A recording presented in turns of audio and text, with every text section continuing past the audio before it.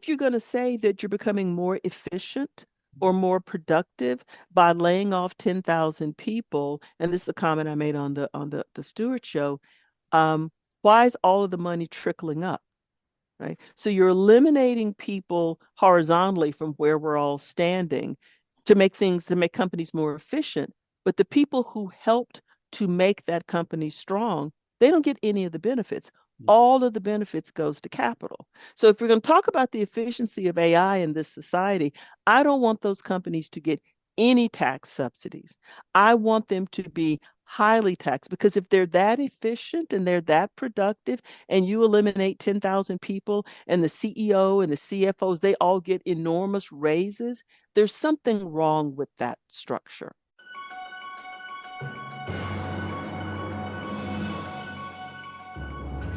Welcome to the most official, unofficial.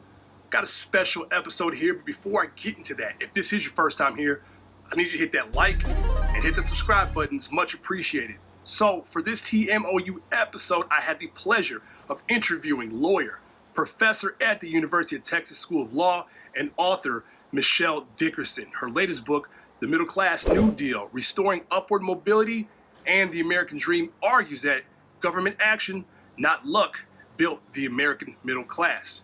Dickerson also had an appearance on The Daily Show with Jon Stewart, where she discussed how government policies are harming the middle class and why neither side isn't doing much to fix the problem.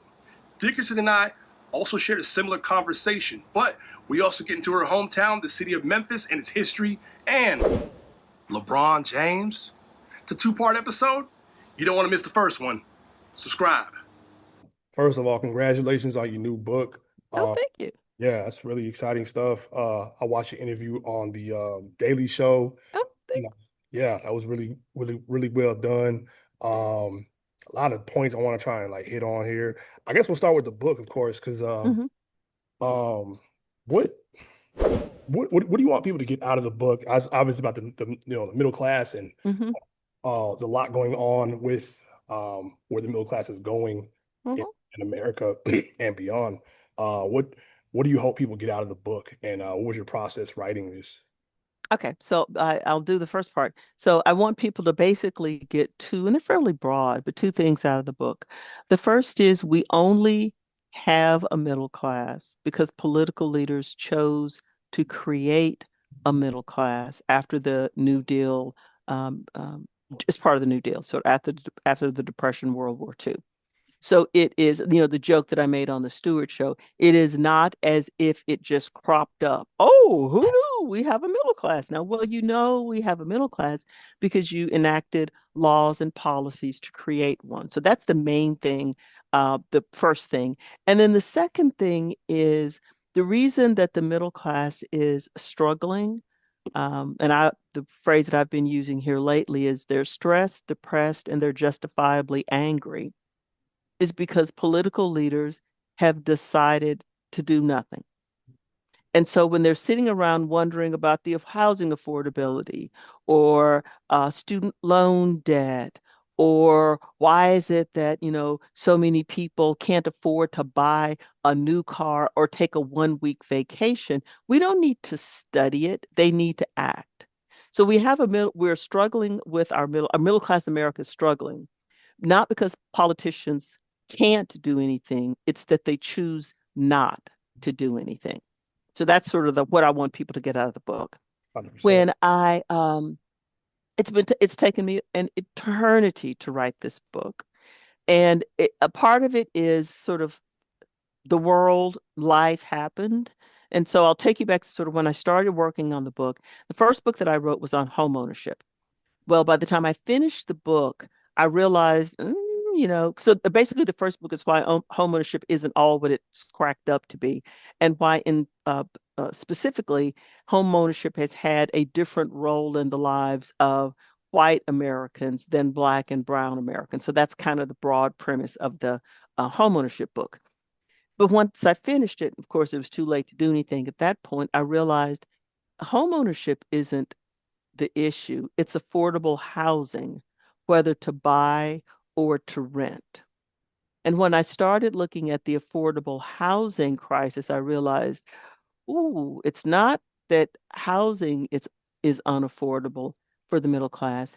Everything is now unaffordable for the middle class. And so that was sort of the impetus for why I started thinking about the book. And also there are quite personal aspects of the book. I talk about my family a lot. And so I kind of stopped and asked myself, how did you end up being kind of what you are, where you are in life? And then I started thinking, sort of going backwards. So started me, and then just keep going backwards to my parents and my grandparents to figure out sort of how I ended up, who or what, I am in life. So Right. writing the book, then the 2016 election came and everybody's talking about the middle class and middle class anxiety. Now, obviously, there was something else going on, right? But I said, let's focus on the middle class anxiety part and the anger and the anguish. And then it hit me, hmm, there's only one group when people are talking about middle class anxiety. The white was silent, right? And so I kept asking, well, so why aren't Black people and Latinos exhibiting the same types of anger about this new crisis? And then I realized because it's not new. It was new for the white middle class. And that's sort of what we were seeing and are continuing to see sort of 2016 coming forward. But this was nothing new for, when you go back to the New Deal or you go back to all of the programs that they put in place, they intentionally excluded Black people, which was legal at the time. Right. And so, I make it through 2016 and I sort of basically have the book, kind of sort of written. Then COVID hits. Well, you can't write a book about the middle class if you don't talk about, what we were seeing on a daily basis. So then I had to, rewrite the book. So I wrote it the first time, had to basically rewrite it after 2016, had to completely rewrite it after COVID. The publisher that I originally had the book was with under contract, the book was at that time called The Neglected Middle Class. And I realized I was spending too much time looking backwards. And I really needed to spend my time looking forwards. So that publisher left me at the altar, dumped me at the altar. And so it's like, okay, so we're in November 2022. What am I going to do? I rewrote the book and wrote the book that I wanted to write, found a new publisher, and changed the name to the Middle Class New Deal. Because as you know, if you've looked, at the book, sort of the last chapter, and nothing but, proposals and suggestions. But even at the end of every chapter, there's like, so here's what you could do for K-12 education or college or housing or savings or debt. Because a lot of books that you read about the middle class, they examine it, they talk about it, and here are the problems, and here's this theory, but nobody wants to say, so what could we do to actually improve things? Hmm. And I didn't want to write a book that didn't say what we can do to improve things. So Right. that's kind of the process that I went through. Okay, I appreciate that. I think the last book I read is pretty large academic book. And I mean, you're a professor of law as well. You probably know, but it's about I forget the writer's name, but it's The Color of Law. Hmm. I did a few years ago. Covered a lot of redlining and Hmm. housing discrimination policies that were allowed, Hmm. Jim Crow laws, things of that nature. So seems, I have a basic, I guess, understanding of what's going on here. I want to go Hmm. back to some stuff you said on the Daily Show that really kind of, had a nerve with me too. Your parents were I believe you said your father was grew up on the farm, and your mother also.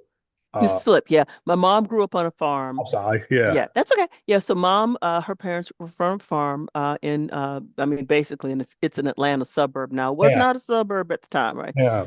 And then my dad is from West Tennessee. So he grew up in rural West Tennessee, but his family I mean he didn't grow up on a farm. He lived in Memphis. And that's where where I was Where born. you from? Yeah, I'll get to that Hmm. later. I got to put a pin Okay. in there. I got some things to bring about Memphis too. Okay.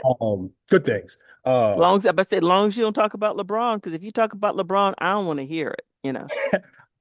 Put a pin in there. We'll come back to Okay, we put a pin on. Okay. get on there. Yes, ma'am. But anyway, I was gonna say my you talked about how your parents eventually got the middle class, and it struck never me too because my parents they didn't come from money. Obviously, my Hmm. parents like a lot of uh, I'll say lower middle class or poor people go to the military. Uh, Mm-hmm. Oh yeah. that's how my parents met, Oh. and eventually became we became. I grew up middle class. Mm-hmm. Resulted out, I got 2 degrees. My brother's degreed. Mm-hmm. My parents did degrees, but like there was a time where you could do these things and you could still have a pretty good life without necessarily going to college. So my Yep. question is now for people my age and younger coming up now, like I just turned 37 last month. But how do I guess is there a way for younger people to become middle class without degrees? It's harder to get education now. Is it? Not to sound dystopian here, but is it possible? Oh no, you're not dystopian. Remember, I can spend most of my time, or you don't know this, but I spend most of my time talking to either my law students or just young people generally. So I basically, the book is designed to help people under the age of 40 Oh, great. because everything has changed for you all. Right. So the 1980s, and I sort of in the book I start all of the problems pretty much started in the 1980s. So Yeah. when people want to blame the current administration, my view is I want to go back to the 80s. So if you're going to drag a presidential administration, you got Democratic and Republican administrations, and you got to bring them all in because it started in the 80s. It's a catastrophe now, but Yeah. it didn't just start Yes. now. Yeah. So you could graduate high school. In fact, the reason I started realizing how different things were is I graduated high school in Memphis, and there were people that I went to middle and high school with who I'm still in contact with on Facebook, who have been known to show up at events wearing red hats. Hmm. Hmm. And so one of the things that I noticed with them, they reached out to be friends with me on Facebook. We are still Facebook friends. Is if they lost a job and they didn't go, these are my non-high school friends, they like went off an economic cliff. And it wasn't that they lost a job and then 2, 3 weeks later they got another job because they were losing jobs in the sort of early 2000s when if you didn't have a high school degree, I'm sorry, if you didn't have a college degree, you were not going to be hired in the full time, 40-hour a week wages with benefit Hmm. jobs. Hmm. And they became angry. Yeah. And I'm not justifying any of the views that, not necessarily my friends, but, people have, right? But when you look at the fact that anyone under the age of 40, if you don't have a college degree, it is going to be hard for you to get hired in, what I call the good jobs. I blame the labor market. I blame employers for that. So we're seeing a lot now with underemployment for young adults. So they graduate from college, and this has been going on for years. It's not just a last couple of years phenomena. They graduate from college and get jobs that don't require them to use the skills that they acquired in college. So you'll often have employers, oh, the colleges aren't doing enough. You need to have them, career ready. Well, back in the day, we had on the job training. Y'all provided on the job training.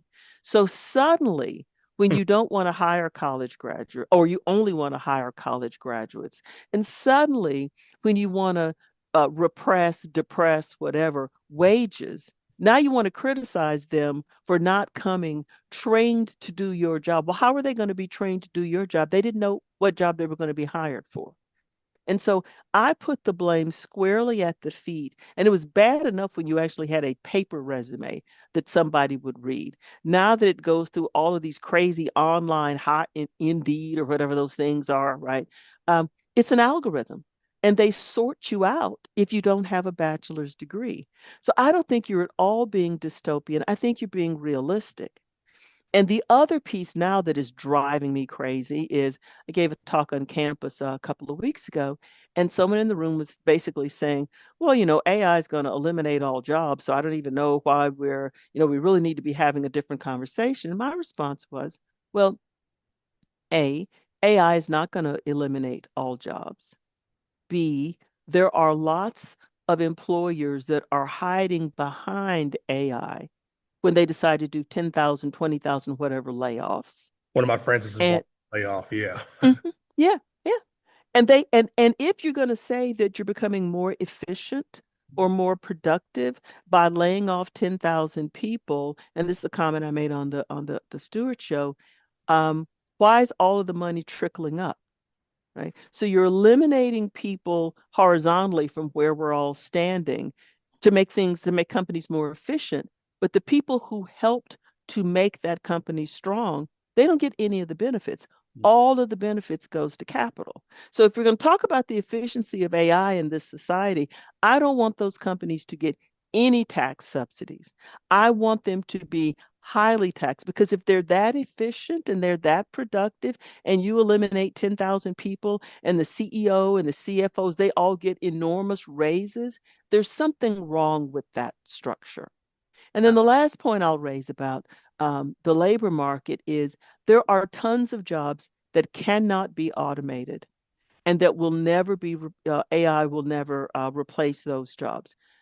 And the person I always talk about, it's a fictional person, obviously, is Miss Becky in the butterfly room at the daycare center. And the butterfly room is the infant room. You're never going to replace Miss Becky in the butterfly room because no parent is going to entrust their infant to a robot. It isn't going to happen. But you look at what we pay Miss Becky in the butterfly room, and well, the market, that's what oh, okay. So she's performing a incredibly valuable service. I had to my sprinklers irrigation system in my front lawn decided it wanted to lose its mind a couple of days ago, and so I'm going to have to beg the city of Austin to get my water bill lowered because it is just astronomically high because it was just running nonstop. The guys that came here and replaced that, those skills aren't going to go away.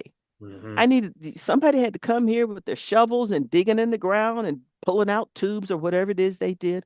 AI is not going to replace that, but I know we're not paying them what they should be paying. So I don't have much, I have little tolerance for listening to the how AI is going to eliminate all jobs because again, we're making choices as to why certain people, capital gets rich and why workers don't.